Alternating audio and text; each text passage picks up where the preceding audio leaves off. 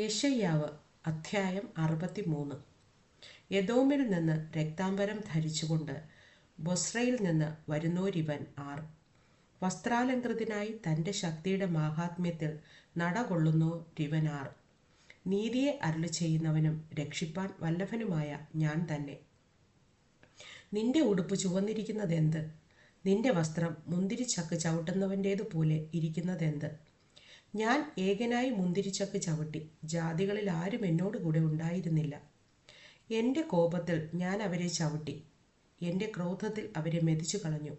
അവരുടെ രക്തം എൻ്റെ വസ്ത്രത്തിൽ തെറിച്ചു, എൻ്റെ ഉടുപ്പൊക്കെയും മലിനമായിരിക്കുന്നു. ഞാൻ ഒരു പ്രതികാര ദിവസം കരുതിയിരുന്നു, എൻ്റെ വിമുക്തന്മാരുടെ സംവത്സരം വന്നിരുന്നു. ഞാൻ നോക്കിയെങ്കിലും സഹായിപ്പാൻ ആരുമില്ലായിരുന്നു. ഞാൻ വിസ്മയിച്ചു നോക്കിയെങ്കിലും തുണപ്പാൻ ആരെയും കണ്ടില്ല. അതുകൊണ്ട് എൻ്റെ ഭുജം തന്നെ എനിക്ക് രക്ഷ വരുത്തി, എൻ്റെ ക്രോധം തന്നെ എനിക്ക് തുണ നിന്നു. ഞാൻ എൻ്റെ കോപത്തിൽ ജാതികളെ ചവിട്ടി, എൻ്റെ ക്രോധത്തിൽ അവരെ തകർത്തു.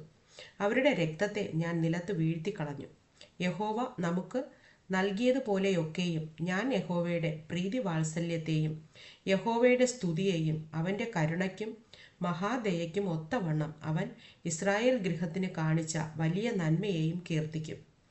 അവർ എൻ്റെ ജനം, കപടം കാണിക്കാത്ത മക്കൾ തന്നെ എന്നു പറഞ്ഞ് അവൻ അവർക്ക് രക്ഷിതാവായി തീർന്നു.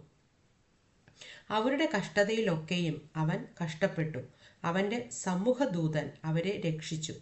തൻ്റെ സ്നേഹത്തിലും കനിവിലും അവൻ അവരെ വീണ്ടെടുത്തു. പുരാതന കാലത്തൊക്കെയും അവൻ അവരെ ചുമന്നുകൊണ്ട് നടന്നു. എന്നാൽ അവർ മത്സരിച്ച് അവൻ്റെ പരിശുദ്ധാത്മാവിനെ ദുഃഖിപ്പിച്ചു. അതുകൊണ്ട് അവൻ അവർക്ക് ശത്രുവായി തീർന്നു. താൻ തന്നെ അവരോട് യുദ്ധം ചെയ്തു.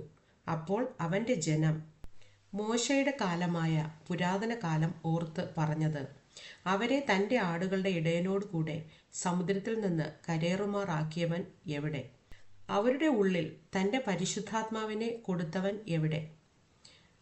തൻ്റെ മഹത്വമുള്ള ഭുജം മോശയുടെ വലം കൈക്കൽ ചെല്ലുമാറാക്കി തനിക്കൊരു ശാശ്വത നാമം ഉണ്ടാക്കേണ്ടതിന് അവരുടെ മുമ്പിൽ വെള്ളം വിഭാഗിക്കുകയും അവർ ഇടറാതെ വണ്ണം മരുഭൂമിയിൽ ഒരു കുതിരയെപ്പോലെ അവരെ ആഴങ്ങളിൽ കൂടി നടത്തുകയും ചെയ്തവൻ എവിടെ? താഴ്വരയിലേക്ക് ഇറങ്ങിച്ചെല്ലുന്ന കന്നുകാലികളെ പോലെ യഹോവയുടെ ആത്മാവ് അവരെ തഞ്ചുമാറാക്കി.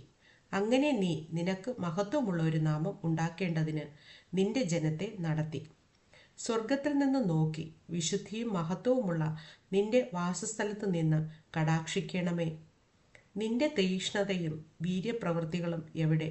നിന്റെ മനസ്സലിവും കരുണയും എന്നോട് കാണിക്കാതെ വണ്ണം നീ അടക്കി വച്ചിരിക്കുന്നു. നീയല്ലോ ഞങ്ങളുടെ പിതാവ്.